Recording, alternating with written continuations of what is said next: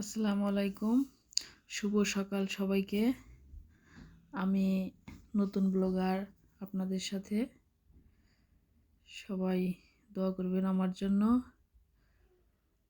আর শুরুতেই বলে নিচ্ছি, যদি ভিডিওটি ভালো লাগে অবশ্যই সাবস্ক্রাইব করে পাশে থাকবেন। যাই হোক, সকালবেলা ঘুম থেকে উঠলাম, হাত মুখ ধুইছে, বাচ্চারা বাসায়, স্কুল বন্ধ। বললাম কি খাবে তোমরা? ওরা সবসময় পরোটা ডিম ভাজি পছন্দ করে, ভাবলাম এটাই করে দিই শর্ট টাইমে। আমি পরোটাগুলো সেঁকে নিচ্ছি, আর এদিক থেকে 2টা ডিম ফেটে নিচ্ছি। ডিমগুলো ভেজে নিব।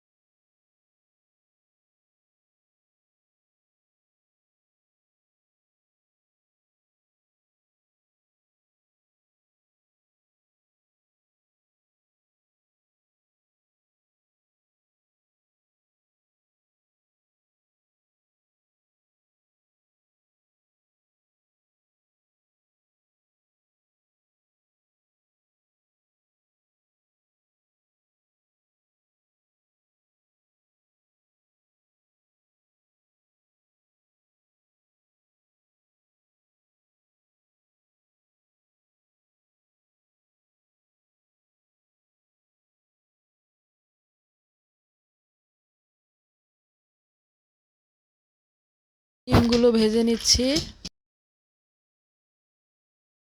নাস্তা রেডি হয়ে গেছে, টেবিলে দিয়ে দিচ্ছি।